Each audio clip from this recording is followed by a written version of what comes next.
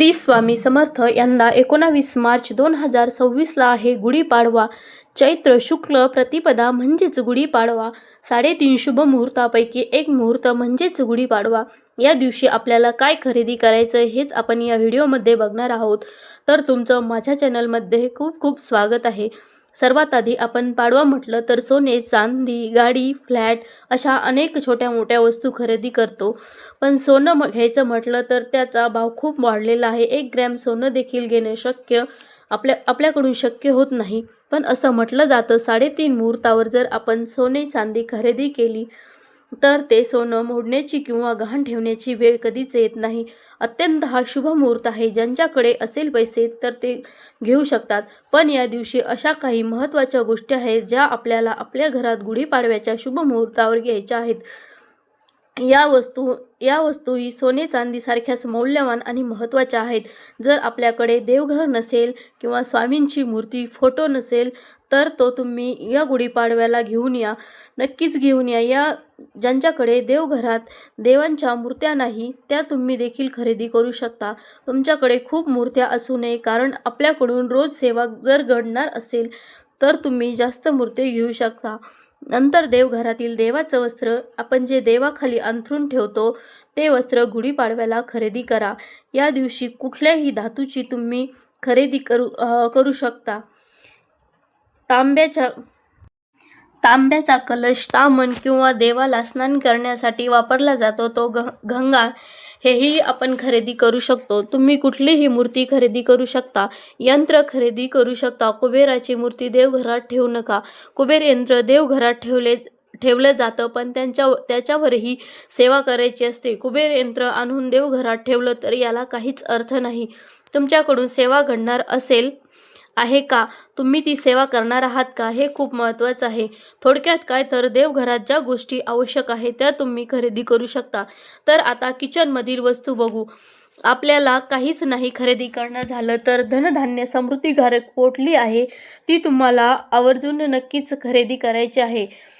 या शुभ मुहूर्तावर आणायची आहे, कारण ती पोटली धनधान्य समृद्धिकारक आहे.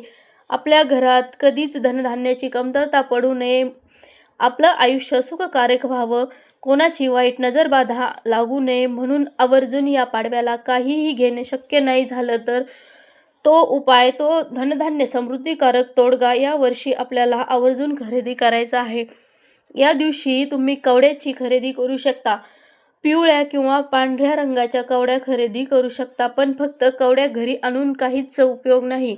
त्या कवड्यावर सेवा करायची आहे. महिन्याला सेवा करणं शक्य झालं तर त्या कवड्या तुम्ही खरेदी करा. नाहीतर अजिबात खरेदी करू नका. ज्या वस्तू लक्ष्मीला आवडतात त्या वस्तू या जगात जर श्रेष्ठ काय असेल तर ते आहे दान. या दिवशी तुम्ही अन्नधान्य किंवा ज्ञानदान कुठलाही ग्रंथ तुम्ही खरेदी करू शकता. जे तुमच्याकडे नाही आहे तो सर्वात महत्त्वाचं असं म्हणतात.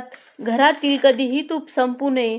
गुढीपाडव्यानंतर आपण नवीन आणलेलं धनधान्य भरून ठेवतो. या दिवशी आपण धान्यही खरेदी करू शकतो. गहू, ज्वारी, बाजरी, तांदूळ, कोणतेही धान्य, कोणतेही डाळी या दिवशी आपण घरी आणू शकतो. किंवा लक्ष्मी मातेला अतिशय प्रिय असलेलं शुद्ध गाईचं तूप देखील आपण घरी आणू शकतो. असं म्हटलं गेलं आहे की घरात तुपाची कमतरता कधीच भासू नये.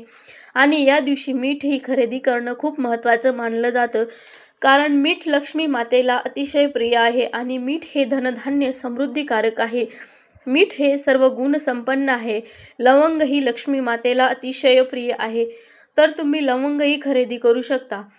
तसेच वेलचीही घरी आणू शकता. तुम्ही या दिवशी झाडू आणा. आपण दिवाळीला आणतो तोही आपण खरेदी करू शकतो. या दिवशी तुम्ही धने खरेदी करा. असं म्हणतात धने घरात असल्यावर धनधान्याची कमतरता कधीच पडत नाही.